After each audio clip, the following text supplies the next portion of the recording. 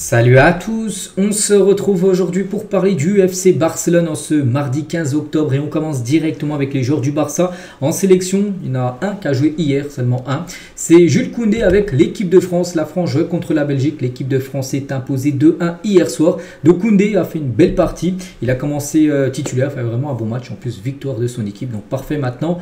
Retour à Barcelone parce que la trêve internationale est finie pour Jules Koundé et l'équipe de France.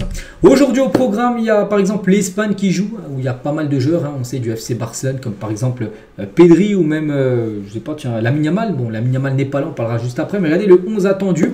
Et c'est vrai qu'il ne devrait pas avoir de joueur du FC Barcelone, si à part peut-être Pedri, c'est que je cherchais, voilà, mais sinon, voilà, ce sera le seul joueur du Barça qui devrait commencer titulaire pour ce match. Voilà, Pedri au milieu de terrain. Donc voici le 11 attendu pour la réception de la Serbie ce soir à 20h45. Parce que Lamine Yamal, normalement, aurait dû jouer ce match. Bien sûr, Lamine Yamal. Mais Lamine Yamal, comme j'ai dit, de retour à Barcelone.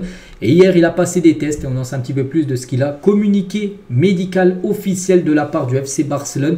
Donc les examens réalisés lundi, donc hier sur Lamine Yamal, confirment qu'il souffre d'une surcharge au muscle ischio-jambier de la cuisse gauche. La date de sa reprise des entraînements dépendra de son évolution. Donc voilà, c'est un Lamine Yamal blessé pendant cette trêve internationale. C'est bien évidemment un coup dur. Après, c'est pas non plus, c'est une blessure plutôt légère. On n'a pas vu une blessure, une rupture ou un truc comme ça. Non, c'est un truc très léger. C'est une surcharge. En gros, il a besoin de souffler. C'est pour ça que ce soir, il ne joue pas.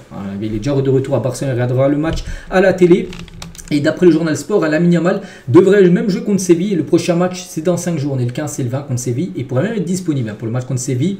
Tout dépendra, la décision sera prise ce vendredi, on va dire, voilà, pour voir s'il peut ou non pas jouer ce match, parce qu'après, bien sûr, il y aura le Bayern et le Real. Donc voilà, on verra dans les prochains jours, mais pour l'instant, là, à l'instant T, il est blessé, tout simplement, Lamine Yamal. Donc voilà, la décision sera prise de jouer ou non, sera prise vendredi, pour savoir s'il pourra jouer cette rencontre. Et un journaliste, il a dit, je pense que le pourcentage de minutes que joue Lamine Yamal est barbare, c'est-à-dire qu'il joue beaucoup trop, surtout pour un joueur de 17 ans. Je pense qu'il est privilégié physiquement, il n'a presque pas eu de blessure, parce que là, c'est une blessure minime. C'est pas les ligaments croisés comme a pu avoir certains de ses collègues qui ont loupé pendant un an la compétition. Là, c'est peut-être une blessure qui va peut-être le faire louper un match. C'est que pour l'instant, les blessures le laissent de côté. Mais voilà, il faut être prudent et c'est pour ça qu'il doit souffler. C'est bien que ce soir, en gros, il joue pas. C'est plutôt une bonne nouvelle pour le Barça. Ce soir, qu'il est forfait pour cette rencontre comme ça. Pas de risque de blessure. Et c'est vrai que Lamine Yamal, en plus, c'est un joueur qui subit beaucoup de fautes. Vu que c'est un joueur un peu qui dribble tout ça, donc les joueurs en face, et souvent, vu qu'ils n'arrivent pas à prendre le ballon, donc ils le taclent. Et Lamine Yamal est le joueur le plus victime de fautes, toute compétition confondue pour son club et son pays. Dans les 5 meilleurs championnats européens cette saison, avec déjà 38 fautes depuis le début de saison sur Lamine Yamal. Ça fait beaucoup. Heureusement pour l'instant, c'est des petites fautes, mais peut-être qu'il y a un joueur qui va disjoncter, il va lui mettre un gros coup, je ne sais pas, sur le genou, je sais rien. Voilà, il va le blesser gravement, mais voilà, c'est quand même déjà 38 fautes, c'est pour ça. C'est pour ça qu'il faut faire attention, bien sûr, avec ce joyau du football. Et toujours avec lui, et pour finir, avec Lamine, donc Barcelone a conclu un accord verbal avec Jorge Mendes, qui est son agent, pour renouveler le contrat de Lamine Yamal jusqu'en 2030. Dès que le joueur aura 18 ans, il fêtera ses 18 ans l'année prochaine, 2025. Donc dès qu'il aura 18 ans, il y aura un nouveau contrat de 5 nouvelles années qui pourra prolonger du côté du club.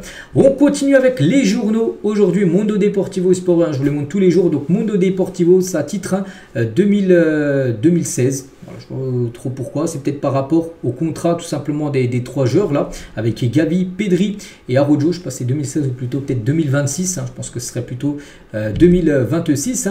Et c'est-à-dire que le Barça veut en gros prolonger ces 3 joueurs là sur cette photo. Donc pour Ronald Araujo, le projet sportif est la chose la plus importante pour renouveler son contrat à Barcelone. Le club a remarqué que depuis l'arrivée d'Hansi Flick, le joueur aime davantage la situation et est plus susceptible de renouveler son contrat. Voilà. Bon, pour l'instant, il n'a rien prolongé, mais le Barça aimerait qu'il prolonge son contrat tout simplement, Araujo. Et je pense que là, c'est peut-être une erreur. Voilà, c'est pas 2016, c'est plus 2026. 2016, c'était il y a 8 ans. On est plus dans le passé, on est dans le futur maintenant. Le présent, le futur. Donc voilà, Araujo, il a un contrat jusqu'en 2026. C'est pour ça que le Barça aimerait qu'il prolonge. Parce que s'il n'a pas prolongé, dès l'été 2025, il partira pour éviter de le perdre libre. L'été 2026. Concernant Gavi, le renouvellement de Gavi semble simple pour Barcelone car le rêve du joueur est de réussir au Barça. Deco a déjà fait savoir à son agent que le club était prêt à le renouveler malgré sa blessure. Voilà, donc lui, dès que Barça lui proposera quelque chose, il prolongera directement. Le jeune Gavi, hein. Et concernant Pedri, là on parlait de 3 joueurs qui étaient sur l'image, j'ai parlé de 2, maintenant Pedri pour finir. Donc Pedri se sent chaque jour plus important, il se sent bien sur le terrain et une bonne relation avec le club. Hein. Ce renouvellement n'est pas encore proche, mais il est sur la bonne voie. Voilà, en gros les 3 joueurs qu'on a pu voir sur la une, un journal Mundo Deportivo devraient prolonger l'aventure au club. Et l'autre une, un sport, les gars, ça parle également de 3 autres joueurs. Bon, il y a quand même Gavi qui était aussi sur l'autre une, mais avec Daniel Mo et Fermin Lopez. Mais là, c'est plutôt par rapport à 3 recrues pour Flick, parce qu'en gros, c'est 3 joueurs qui étaient blessés. Et ils reviennent là d'ici quelques jours pour le prochain match. Un Gavi blessé depuis 11 mois. Daniel Mo blessé lui depuis 4-5 semaines, hein, quand même, avant le match contre Monaco. Donc oui, ça commence à dater. Et Fermin Lopez blessé depuis septembre, depuis la dernière trêve. Donc voilà, c'est comme 3 signatures, 3 recrues du côté du Barça qui vont intégrer le groupe là pour les matchs importants. Séville, j'ai dit, le Bayern et le Real Madrid. Concernant Frenkie de Jong, c'est quoi sa situation? Donc le Barça veut renouveler également le contrat de Jong, mais il y a des doutes quant à savoir s'il veut renouveler ou devenir un agent libre en 2026. Voilà, parce que lui aussi il a un contrat jusqu'en 2026 comme Araujo, Pedri, Gavi, mais lui c'est un peu plus compliqué, lui on ne sait pas en gros ce qu'il veut faire, parce que s'il n'a pas prolongé, il restait jusqu'au club en 2026. Le Barça le perdrait libre, mais lui les gars il serait libre, comme ça il pourrait signer où il veut et toucher une grosse prime à la signature en rejoignant le club qu'il souhaite. Quelques photos de l'entraînement bien sûr, hein, souvent je le montre en début de vidéo, là je vais le montrer en milieu de vidéo on peut dire, tiens avec Hansi Flick, hein, ou même Fermin Lopez ou même Frenkie de Jong, on peut voir je pense de Ansu Fati aussi en fond d'image, et Gavi bien sûr, hein, qui vous souhaite un bonjour. Les prochains matchs, on a un peu parlé tout à l'heure avec les 3 derniers matchs pour le mois d'octobre. C'est quand même 3 grosses rencontres. On va parler de ce joueur Mingueza, ancien joueur. On apprend aujourd'hui que le Barça veut faire revenir Oscar Mingueza en janvier. Je ne sais pas si c'est une bonne ou mauvaise nouvelle. Il coûtera environ 10 millions d'euros. Bon, je pense, moi personnellement, je pense que ce joueur il est limité pour jouer du côté du club. Après, d'après des infos, voilà, le Barça aimerait le faire revenir. Voilà, donc, des infos concernant Mingueza, j'espère que c'est, enfin, qu'il ne reviendra pas parce qu'il est limité, tout simplement. C'est trop léger pour jouer dans un club comme le Barça. Plus grand nombre de hors-jeux reçus par les adversaires jusqu'à présent, donc 62 hors-jeux pour les adversaires du Barça. Et après, la deuxième équipe, c'est Brighton. C'est même pas, enfin, si on prend les 5 gros championnats, c'est une équipe anglaise. Brighton 31, donc voilà, le Barça.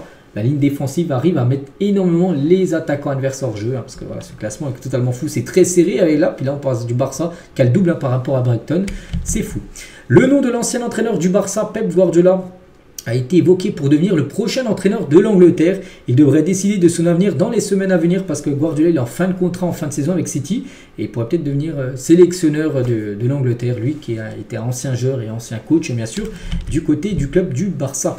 Nico Williams a dit oui au Barça pendant l'été lors d'un appel vidéo entre lui-même, Juan Laporta qui était aux États-Unis, Deco qui est à Porto et l'agent du joueur qui est à Marbella. Donc ils étaient tous en visio, donc ils étaient tous un peu partout dans le monde. L'un était au Portugal, l'autre aux États-Unis. Nico Williams, il était en Espagne et son agent était à Marbella. Donc voilà. Bon bref, la lenteur du club a fait changer le joueur de sa décision. Mais de base, il avait donné son 8 tout simplement au Barça. Et on a pu voir que du coup, ça s'est pas fait. Snedzic, un nouveau gardien. Je suis au Barça maintenant parce qu'il a pu voir rencontré lors du dernier match entre la Pologne et le Portugal. Donc il y avait Snedzic, lui, même s'il a pris sa retraite avec la Pologne, il était là pour voir le match de son ancienne équipe nationale. Et il y avait Ronaldo qui l'a côtoyé à la Juve. Et Ronaldo, il a dit, je sais, vous êtes heureux, il fallait prendre sa retraite pour aller dans un grand club. Voilà, ce qu'a pu dire Ronaldo, bien sûr, il considère le Barça, bien sûr, comme un grand club. Voilà. Les médecins ont recommandé à Reece James de déménager dans un endroit où le climat est chaud pour l'aider à soulager sa douleur et ses blessures constantes. Barcelone s'intéresse au joueur parce que lui, c'est un joueur capitaine de Chelsea, un joueur énormément blessé. Je ne sais pas si vous suivez un peu l'actu de Chelsea. Tout le temps blessé, Reece James. Et en gros, les médecins lui ont dit il faut que tu changes de climat. En Angleterre, il fait froid, tout ça. Il faut que tu ailles dans un climat meilleur, en gros, qui fait plus beau. Barcelone, en Espagne, tout ça. Donc voilà, on verra. Parce que bon, c'est un très bon joueur, mais malgré les blessures, les gars, c'est ce qui gâche, on peut dire, un peu sa carrière. Le prix de Pedri pour avoir atteint 25 matchs avec l'équipe nationale espagnole. Donc félicitations à Pedri ce soir. Normalement, il jouera son 26e match déjà du côté de l'Espagne.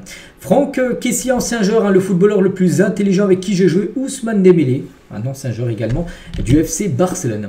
Un jeune Lamine Yamal avec l'ancien entraîneur de l'Espagne Vicente Del Bosque en 2019, hein, quand Lamine Yamal est encore plus jeune, hein, donc là il avait 12 ans, parce que là il a 17 ans, donc 2019 tu enlèves 5 années, donc il avait 12 ans Lamine Yamal.